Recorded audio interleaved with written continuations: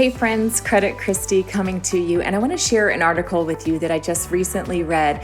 It's from bankrate.com, and it was a recent survey, and at the time of this recording, it is June 2020, and we are still amidst this pandemic, this huge wide world crisis that we have really no idea how bad this economic impact is going to be. But what I found was interesting is America's top financial regret for those who were polled is that they didn't have enough in emergency savings. So 23% of respondents said that they didn't have enough in savings. And if you think about it, probably none of us have enough in savings to really truly get us through a crisis that we just don't know when the end is going to be. When we think we're coming out of it, now all of a sudden there's this big surge in new cases. So things are changing every day. And what I want to share with you is in this survey, they had said that the biggest financial priority going forward is that these people who were polled are going to focus more on paying down debt and then increasing their savings for their emergency funds. I love this. I wish this were the goal for everyone moving forward. So I'm hopeful that if anything, out of this crisis, you have a newfound surge in a desire to increase your savings. I want to give a couple of suggestions and a couple of ideas on how you can do that. Now, it might sound a little counteractive to pay down debt and to save at the same time, but it doesn't have to be. You actually can do both simultaneously, no matter how much extra income you think that you might have, because it's never enough. I don't care how much you make, it's never enough, right? Like if you ask somebody who just got a really big raise, is it enough? Most people say, no, it's not enough. I need to keep going. I got it. Okay. So the best way to start savings, and of course there's different money personalities, so it really depends on what your money personality is, but for most people, the best way to pump up your emergency savings is to create an auto draft into a whole separate savings account. So here's my suggestion. Put it in an account that is not affiliated with your checking account. Okay, so make it an online bank account. There are some high yield savings accounts, some really great ones out there. I know Capital One is paying pretty decent. I know that T-Mobile actually has a really great high yield savings account. I think they're paying like something like 4 or 5%, but only up to the first $3,000. So if you're just starting off with that money, maybe consider that T-Mobile savings account, because that will help your money start compounding and growing. You'll actually earn interest on your money sitting in that account. It'll grow a little bit faster that way.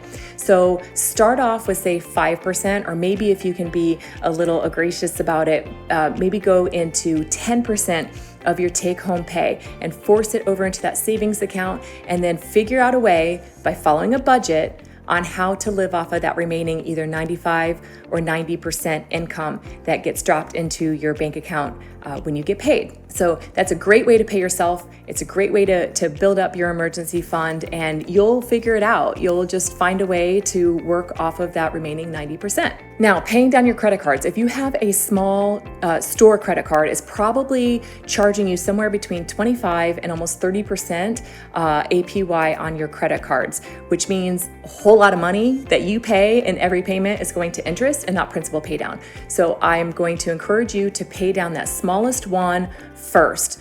So like if you have a Victoria's Secrets or a Macy's or something like that, it's only got a couple $100s on it, pay it down to zero, leave it open, leave it alone. Don't close that account. Just leave it at zero. And then whatever your monthly payment was that was going towards that credit card, put it onto the next highest credit card, right? So it's called that snowball effect. I'm sure most of us have heard it by now. And I want you to get all of your store credit cards gone. Get them gone. Again, don't close up those cards. It will actually help your debt utilization, and just leave them alone. Don't open new credit cards. Don't close new credit cards. We're just getting rid of those high APY credit cards. And then the last thing I want to share with you is just what are some luxuries that you can cut out of your world right now. I'm seeing a lot of ladies walking around with those, fun, fake, beautiful manicures. If you're paying for manis and pedis, you're probably dropping, $75 every time that you walk in there. Consider doing a home spa day and doing your own nails for just a little while. I know if you go to the salon to get your hair colored, it's a lot of money. Maybe consider doing that at home for just a short while. Look at your cable bill. If you're paying way too much in cable, see where you can cut. Maybe you can go down to a lower package. And again, it's not forever. Just see where you can cut a couple of dollars. I know that I had last year gone into a prepaid cell phone plan. I was paying the big one, like somewhere around $75 or $90 a month. I'm now at $40 a month because I've got on auto pay. Otherwise, it was going to be $45 a month. I said, sure. On the first of every month, it gets drafted out. I know it's coming out, and I get to save $5 to have it on auto draft pay. Absolutely. And another thing I'm going to encourage you to do is shop your insurances. If you're a homeowner, you should be shopping your insurance every single year just before it comes due. You can go to the agent that you have your insurance with and just ask them to shop around and see if there's anything more affordable. But if you've got cars and boats and motorcycles, jet skis, any of those things, shop those on a pretty regular basis. So a couple of things there. Some carriers will start jacking up the premium over time. And another thing is if you had started with that insurance company and you had a lousy credit score, or maybe not a really long history in driving, maybe you were just younger and just recently got your driver's license, then you were likely paying a high premium on your coverages. But now that you've got some more good driving time under your belt, maybe now you've got a couple more things in your name, and so your credit score has improved, there's a good likelihood that your insurance can really change too. I had started off with one of those national companies that spends a ton of money on commercials, and you guys, I was paying so much more than I had to, and I didn't know it until I called a local insurance agent who shopped some other companies for me, and I went from like $225 a month down to like a $140 or $120 or something ridiculous. So you take that savings and then slam it down each and every single month against your credit cards and get out of it. And then once you're done with a couple of those credit card payoffs, start taking some of that money and pumping it into that savings account of yours.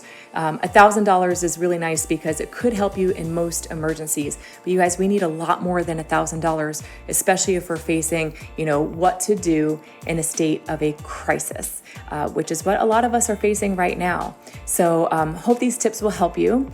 And if you're one of those that falls into this survey that says, yeah, I don't have enough in savings, and moving forward, I'm going to pay off my debt and I'm going to increase my savings, then I am with you in this journey and have some other suggestions and some more videos. So stick with me and let's keep learning and growing our money and growing our intellectual collateral together. Until next time, my friends, stay well.